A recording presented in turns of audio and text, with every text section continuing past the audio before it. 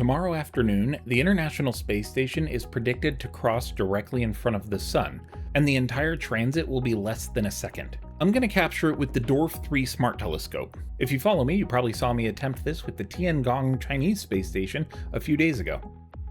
Here it is in slow motion. As you can see, Tiangong was basically a tiny little dot moving across the Sun. Because the Sun was low on the horizon Thursday morning, the station was more than 1,000 kilometers or 600 miles away from me. Its predicted angular size was 3.4 arcseconds. Tomorrow's ISS transit should be completely different. The ISS is going to be about 594 kilometers away from me, or 369 miles. That puts its predicted angular size at 46.5 arcseconds. That means it should appear about 13.5 times bigger than the Tiangong did, potentially allowing us to resolve its actual shape instead of just seeing a blurry little dot move. So before we plan this shot, let's quickly break down what I'm using. This is the DWARF 3 Smart Telescope. DWARF Lab provided it to me to get my hands on it and see if we can do any science with it. And if you do use my affiliate link in the description, I'll probably make a little commission off of it, just letting you know. Everything fits inside this small carrying bag. You also get instructions, a lens wipe, a charging cable, a magnetic solar filter with its own protective pouch, and the telescope itself. The telescope itself has a built-in battery, 128 gigabytes of storage, 2 cameras, and a motorized mount. For solar imaging, I can set it up on a tripod, turn it on, connect my phone, attach the solar filter, select the sun, and track it. It's that easy. And this kind of accessibility is what makes smart telescopes like this such a great entry point into astrophotography. You don't need a separate telescope, camera, tracking mount, and computer. The DWARF 3 puts everything into one compact system that can automatically locate and track the sun, moon, and deep sky objects. Just remember that the solar filter must be installed before you point this thing near the sun. So now we need to figure out where I'm taking it. It's currently about 1:15 Saturday afternoon for me, and the transit is predicted to be at 3:45 tomorrow. Once again, I got extremely lucky. My backyard is only 1.56 kilometers, or about a mile, from the predicted center line. From here, the ISS will cross the sun in approximately 0.72 seconds. But since this is happening on a Sunday afternoon and I have time to relocate, I'm going to get as close to the center line as possible. That should increase the transit from approximately 0.74 seconds to 0.79 seconds. That may sound completely insignificant, but at 30 frames per second, that gives me another 1 or 2 frames of the ISS crossing the sun. When the entire event lasts less than 1 second, I want every frame I can get. Those predictions can shift slightly as updated orbital information comes in. So tomorrow around 1:30 or 2 o'clock in the afternoon, I'm going to check again and choose my final location. You guys are going to get a jump cut from here to 24 hours from now. Unfortunately, I have to wait for that. All right, so it's Sunday, exactly 2 p.m., so the transit's going to be in an hour and 45 minutes.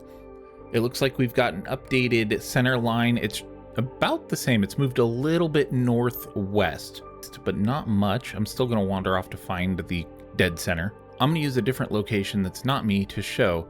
So essentially, the best way to do it is on this screen here, you click Show on Map, and it will show essentially the map like this of where that center line is and where you are. And I just click somewhere arbitrary.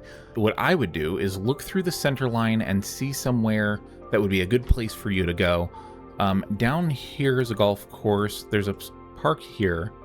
That's an elementary school, so we don't want to go there. But down here, so I know that this canal has a bike path that goes near it.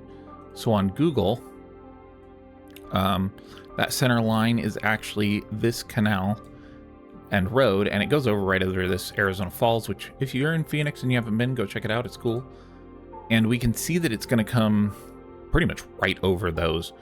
So what I would do is come and park in this parking lot here at the park, walk up the canal trail, and then set up my telescope kind of right off the edge of the path right here.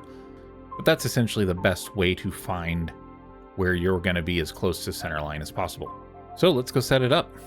So like always, before we even think about pointing the DWARF 3 at the sun, we put the solar filter on. So in the DWARF Labs app, find the sun and aim right at it. And then you click on the top right, click solar system, sun, and then it's gonna think for a second, and then it should. So we've got the filter on. We want to track the sun, And it should look at it and then start tracking it.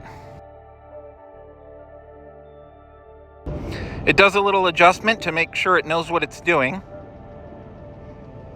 And then it aims at the sun, puts it dead center in the frame, and starts tracking. Then what we want to do is make sure we click on video mode. 4K 30 is what we're aiming for.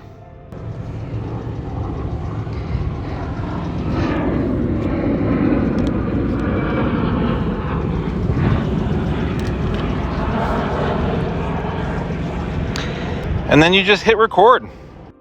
What I like to do is open Stellarium and then start tracking the International Space Station. That way I can watch where it's at live and see when it passes the sun, and then I typically will give it about a minute before I turn off the recording.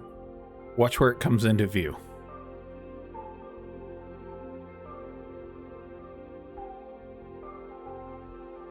So there we have it. We were able to record the ISS transiting the sun. Here's actually all 24 frames containing the ISS, overlaid them into one image, showing the complete path across the sun in less than 0.8 of a second. Unlike the tiny dot we captured with the Tiangong transit, you can clearly make out the shape of the ISS and its solar panels in nearly every frame. This is exactly why I moved closer to the center line, and I honestly couldn't have asked for a better result. The prediction was right, the DWARF 3 stayed locked onto the sun, and we successfully captured the ISS from nearly 600 kilometers away. I think this is quite possibly one of the coolest things anyone can go out and film.